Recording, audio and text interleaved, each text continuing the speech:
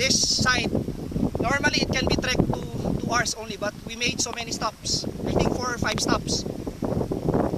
It's already 11 when we reach it. We started around 8 in the morning. Again, normally it's a 2-hour trek. We use the old trail. The trail is very rugged, very narrow, very steep. We're hoping the rain is going to stop so that we can reach the summit or the top of Mount Patulaw. Later on when we go home or when we descend, we're going to use the new trail, the easier one. Again for another 2 hours. Then, if time will permit us, and if the rain stops, we're going to go to Mount Talimatip. A 1-hour trek. Now these are the two famous mountains in Nasugbu, Batangas. Again, Mount Patulaw and Mount Talimatip.